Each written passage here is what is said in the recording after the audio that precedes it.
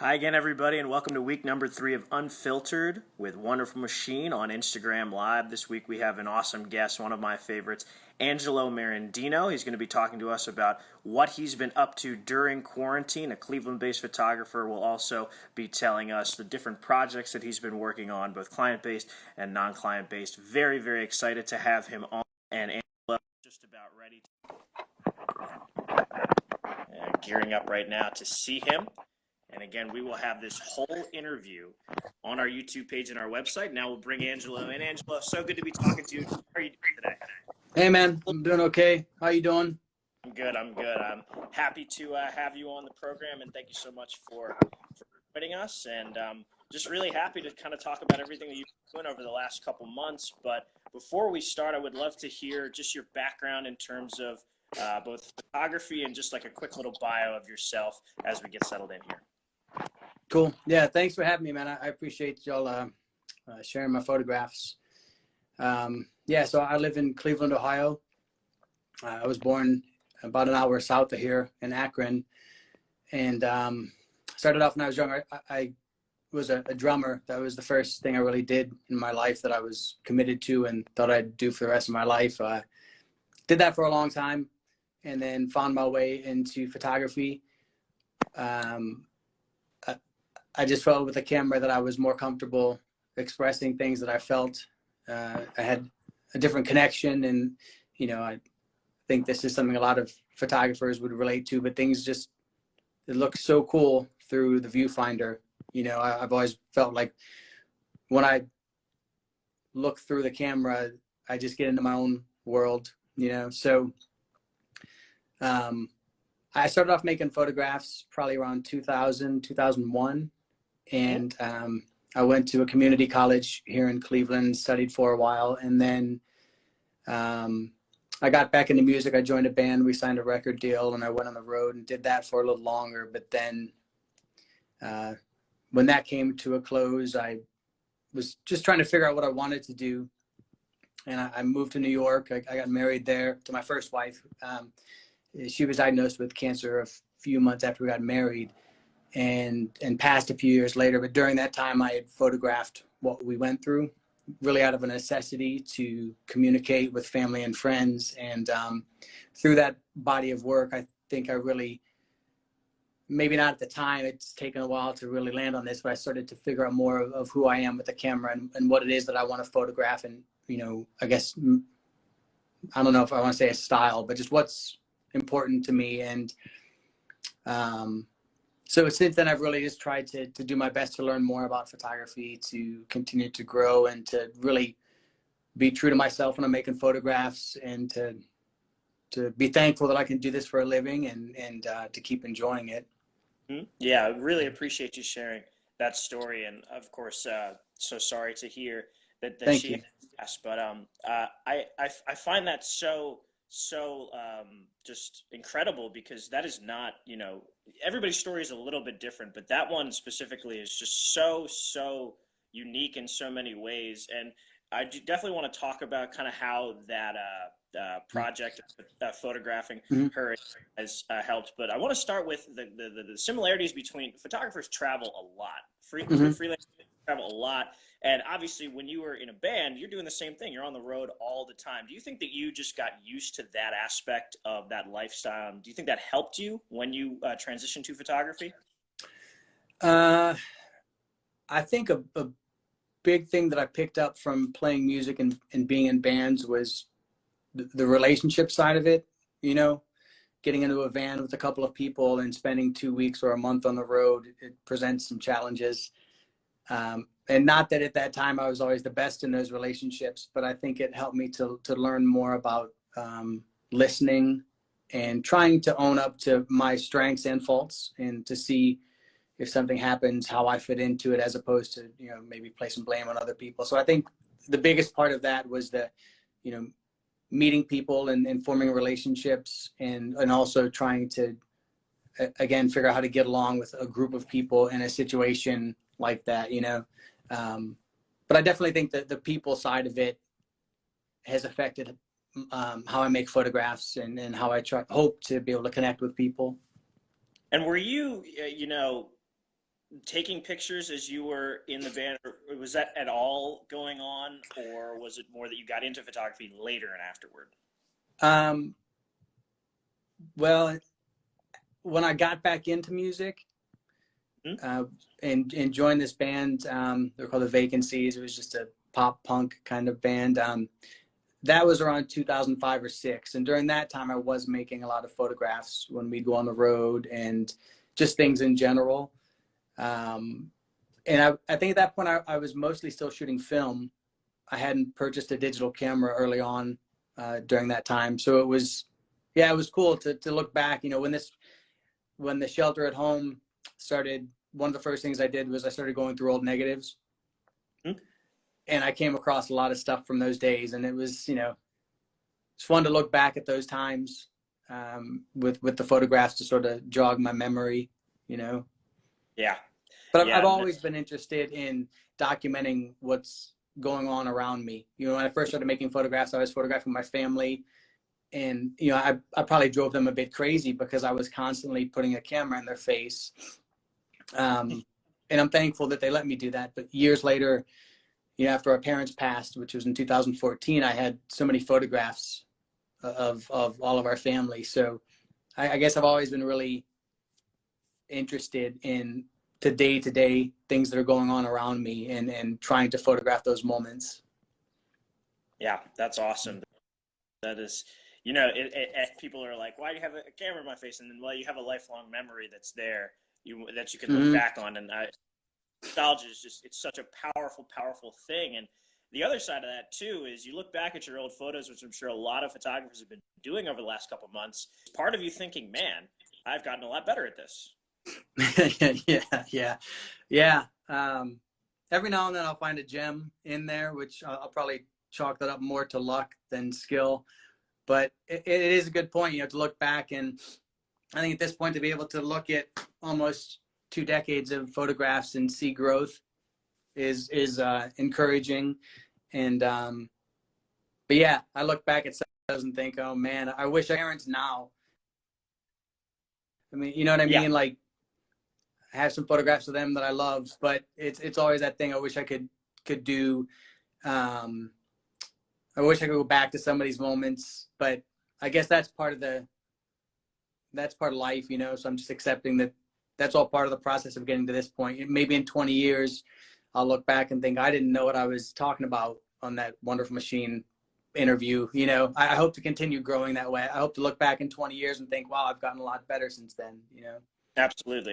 You probably don't want to be like, man, that was all terrible in 2020, all the work that I did, but you definitely want to look at it and go, yeah, I can see in which ways that I've gotten. And then over the last couple of years or so, we'll get into what you've been doing during quarantine, but just leading up to that, what was the work schedule like? You and I worked together. You work with Magazine, the most interesting people in the city, and that's kind of the first thing that we got connected with. But what are some different things that you were working on in like 2019 and early 2020 before all this kind of started? Yeah, I've been trying to kind of expand to do more of, I'd say, maybe brand narrative work, a little bit of a combination of sort of behind the scenes of how people make things, how people work, or what shops do, as well as portraiture and sort of weaving the storytelling element into that. I really like that journalistic approach to things. So in the last year or so, I've really been working to try to make more projects like that and to figure out how to do a better job of making that kind of work. So right when this hit, I'd really been ramping some stuff up. I had a few projects that I was finishing. I was starting a new video project that I was really excited about. I had been working with you guys on some marketing stuff, and I was kind of trying to get some momentum going, and this hit. And I guess that's part of this industry too, is having to sort of adapt as things happen. But I'd say in the last year, I've just been trying to improve my, the technical side of photography, lighting, composition, etc., as well as like, sometimes I think about things too much and I miss the actual moment because I'm in my head. But those moments when I let go and just feel something, that's when I think my favorite photographs happen. So I've been trying to just do that. I've been trying to think less. And then, like I said, this all came into play, and it sort of threw all those things into a little bit of a tailspin. And, but like I mentioned a minute ago, I think that's what I'm learning to be part of this industry, is that these things are going to happen, and plans are great, but then things happen, and you just have to figure out how to take care of yourself mentally, pick up the pieces and start again. Yeah, definitely. And you know, it's good that and that's part of improving, right? Is like figuring out new ways and new ways within the genre to continue to get better. So it definitely sounds like you were and continue to be on that right track. And then we have a piece up that just got published today. It's about you kind of walking around your Cleveland area neighborhood and taking pictures just of what you saw. That's on our website, the Wonderful Machine website, on our blog. And Angelo, we shared that Thank you. with you. Well, and it was terrific work as always. And you mentioned you had a great quote in there, which is like, you know, at the beginning of this lockdown, I was on Twitter, I was getting wound up, you know, I was just neck deep in this news, and all of us were, I'm sure, a lot of us were. At a certain point, you kind of got to get away from that. So as you did, and as you decided to pick up the camera and do what you do now, how did it feel to just get out there and snap some pictures? Well, you know, it's an ongoing thing. My wife and I talk about it a lot, the ups and downs of all this. And, you know, some days are better than others. But for me, it's been nice to just walk around and try to not think too much about what's going on, because, you know, to your point, it's very overwhelming, and there's so much coming from so many different angles that it's, you know, I just find myself getting worked up really easily now, more so than maybe 2 months ago. And so it's really important for me to get out and to just, you know, I'm going out with a medium format camera, and there's one roll of film. So I have to pay more attention to what I'm doing, as opposed to thinking about whatever I might have read that morning. And it's also like, you know, I can say for myself that I've really gotten into a bit of a pace in my life that I'm not as crazy about. You know, I think I've gotten off track of the idea of being present and not multitasking, not doing a million things at a time. And to some degree, you know, I have to do a lot to keep my business going. And I mean, that is legitimately there, but I feel like this experience has been a bit of a wake up call to me, to look at how I'm living my life and where my priorities are, and how I'm spending my time. So, you know, film is an entirely different thing, obviously, than walking around with a digital camera. And I just find that it's easier for me to tune out with this camera, walking around my neighborhood, and, you know, paying attention to things, but sometimes just sort of zoning out and not thinking, you know. Mm-hmm. As you said, some of the best shots, some of the best moments come from when you don't overthink, and you just kind of sure you can go from there. And if you want, you can definitely show some of the images that you shared with us. Sure.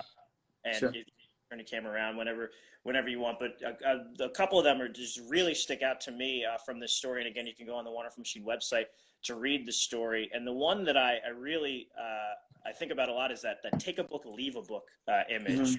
A bottle of Purell there. And how far is that from your house? It's a shot of a bookshelf, ton of books in there, and then the Purell bottle on the bottom shelf. And so had you been using that often, just walking around, living there? Well, it's down the street from our house. And it's one of those things where I think with a lot of these photographs, what I find interesting about them is, in the past, even if that Purell bottle had been there, I don't know when it was put there. Mm-hmm. But in the past, I probably wouldn't have thought twice about it. I might not have even made that photograph. And a lot of the photographs that I've been making are like that. It's that, you know, it's looking at things a little differently now. You know, I remember one of the first rolls of film I had shot. I was walking around a neighborhood, and there was an Amazon box opened on somebody's porch. And this was when a lot of the stories were like, you know, don't bring packages in your house right away. Let them sit in the garage, wipe down the packages, wipe down your hands. So again, you know, a week before all of this, I might have just walked past that and not even noticed it. But then I looked at it and thought, well, you know, is that what they're doing, or did they just leave it there? So I think that's what's interesting to me, is how I'm looking at things around me differently. And I think that that's good. You know, as a photographer, I think that sometimes you have to look past what you initially see. And sometimes it doesn't turn into anything at all. Let me turn this camera on. I can show you a few of these. Yeah. Yeah. Let me figure out how to turn the camera around. There we go. All right. There we go. So this is, you know, this is just that kind of thing of, this is in my wife's office, and, you know, to most people, you don't have a mask hanging up like that. So it's just the little things that are different in day-to-day life, as well as, you know, part of it is I really love making photographs. When I'm not making photographs, I feel a little bit thrown off. So part of it is just looking around my house, trying to find things to photograph that I think are interesting, to sort of, you know, stay active with photography and to push myself. Like I get a bit stir crazy. My wife would be the first to tell you, you know, if I'm not making photographs, I'm not the easiest to be around. But, you know, this one as well was one that kind of, you know, hit me. This was early on when they closed down all the parks, and, you know, it's just something here in the States, this isn't something that we see on a regular basis. So, you know, we were out taking the dog for a walk at the park, and we came across this. And again, it just seemed it was just something different, you know. And I didn't go out and start making these photographs thinking I'm going to make a coronavirus project, you know, and it's just sort of turned into something that I've been doing, and it's evolved into some other photographs. So I just wanted to pay attention to things that for whatever reason resonated, you know. Here's that one you were mentioning about the take a book, leave a book. And, you know, there are a lot of books in there, so I don't know who's actually using that, but that's another, you know, another element of all this. Right. There's so much exchange theoretically, like take a book, leave a book. And so that's a whole nother thing, just gets thrown off completely by this. Sure. And here's the one I was mentioning about the box. Oops, sorry about that. Here's the one about the box. And you know, it's just, probably wouldn't have noticed that, or wouldn't have thought to make a photograph of it, but now it has a different meaning. And I think part of it is, like, I think one of the things about photography that I find really powerful is how you can connect with other people and maybe not feel so alone or so different because of shared experiences. And I know for me, when I look at photographs and I see something that I feel like I can relate to, that I could, you know, I could put myself in the shoes of a certain situation, those are the photographs I love the most. So I think part of why I want to make these photographs is to just sort of, for that feeling of, you know, we're all feeling this stuff, you know, we're not alone in these thoughts. This one I really like. This one where they use the chalk to write on the steps, and I think you framed it really, really well. But yeah, what is this store? This is a pastry shop in our neighborhood, and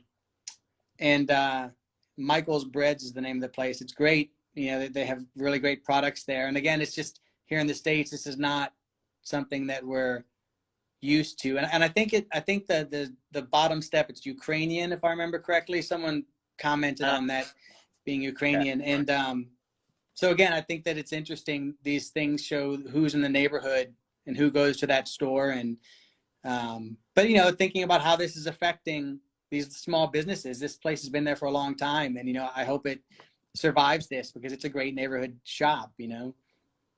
Yeah. One thing I've noticed, or another thing I should say I've noticed, is that in my neighborhood, more people are willing to talk. It just seems like when you're out for a walk, you know, people are more apt to respond and have a conversation. This is one of my neighbors. I've talked a few times, but we've had more conversations lately. It kind of makes me think of what was Home Improvement. Was that the Tim Allen show? At the Tim Allen show, that the neighbor Yeah. you don't see until the very. I was just thinking that. I love it. But I've noticed, like, it's kind of cool. I've had more conversations with people in my neighborhood that I don't know, and so that part of it has been interesting. And even, you know, like, is my neighbor Ralph. Ralph's been out there working hard in his garden, and like, life is still happening. That's the other part about this that I find, that I just think about, is how, you know, the gardens are still being planted and things are still growing and people are still taking care of their yards. And sometimes when I see these photographs, you don't know that this is happening during a pandemic. Nothing Right. says that here, but, you know, maybe Ralph wouldn't be home this time of day, or, you know what I mean? So it's just interesting to me to observe and to try and balance what's happening and because of the pandemic and what is just life, you know, going on. Yeah. Yeah. Go, Yeah. oh, go Definitely ahead. keep Sorry. going. No, that was the one thing that I definitely mentioned in the article that we wrote, was just like all of the images that we shared. They seem like quote unquote normal, but there's small things like the Purell bottle, for example, just small things, or the two kids on the bikes. Well, it's probably a nice day, but nobody else is out. So it's just like those tiny things. And maybe 30 years from now, if someone were to look at those photographs and they hadn't been around during this time, they might not know. But there's just a little bit that shows you that we're in a different time now. Well, even this one, you know, like, it's the guy, it might be hard to tell on the screen, but the guy's wearing a bandana, and he probably, you know, he could always wear a bandana when he rides his motorcycle. Maybe not though. You know, he doesn't have a shield on the front of his helmet, so maybe he usually doesn't. And, you know, it's not like reinventing the wheel with these thoughts, but it is just kind of interesting to me, you know, that I wonder if this person is thinking about that, or if he's just out for a ride, you know? Mm-hmm. And this has kind of been interesting too, to observe, you know, people exiting the sidewalk and walking into the street, and, you know, just the social distancing aspect of it. You know, it's also one of those things that there are times when, you know, I'm walking down the sidewalk and I see somebody coming in the distance, and I have that thought, well, am I going to move, or is that person going to move? Or I'm looking to see if that person's wearing a mask, and I'm wearing a mask just to let people know, hey, this is how I feel about this. But it's kind of interesting, you know, and you know, seeing who goes up on the lawn and lets the other person by. And but like I said earlier, it's been interesting that I found that most people are really cordial about it, and there's been a lot of kindness in these walks. So that's been, you know, it's important. I think that we treat each other that way during a time like this, you know? Definitely, especially with all this uncertainty. It's like you have that little bit of stability in a friendly neighbor, and you know, you even get to know people that have lived around you for you don't know how many years, and just through doing this project, you get to connect with them as well. Are there any other things that you notice just walking around your neighborhood? And then the other question I wanted to ask was, you shot these in black and white, of course. I want to hear in your own words what you think that adds to the imagery. Well, I started off shooting black and white film. Mm-hmm. And I've found that in the last couple of years, I haven't really worked as much in black and white. And I think there's just that, yeah, there is that classic look of black and white, and especially film. It's such a different feeling than digital. Not better or worse, it's just different. So I feel like sometimes black and white can take away a lot of distraction, but it also, I guess that's it. It takes away some distractions that color might bring in. And in some of these cases, when, you know, it's been the end of winter into spring and the light's a little overcast like this, I think it just works really well with black and white, more so than at times with color. But I've also noticed, you know, in some of these interactions with people, you know, a smile goes a long way. And what's the John Prine song where he talks about, you know, saying hello to older people, don't just walk by them, you know? And I find that it's again, it's the kind of thing that with all this going on right now, it's really amazing what a kind gesture, a wave, whatever, what it does to people, you know? So I just think, for me personally, it's really important to try to do that, because there have been times in my life where somebody made a simple gesture like that that really kept me from a deep place. You know, a smile can go a Yeah. long way. So Oh yeah. And yeah, you just never know what other people, what their stories are, what they're going through that day. And so that all adds to it as well. So what's this one you got? document a little bit about what my wife is doing. You know, she has been trying to meditate and practice yoga at home, and just the things that we're all doing. Because who knows when yoga studios are going to open again? But Yeah. what she's doing to keep herself in a good place. And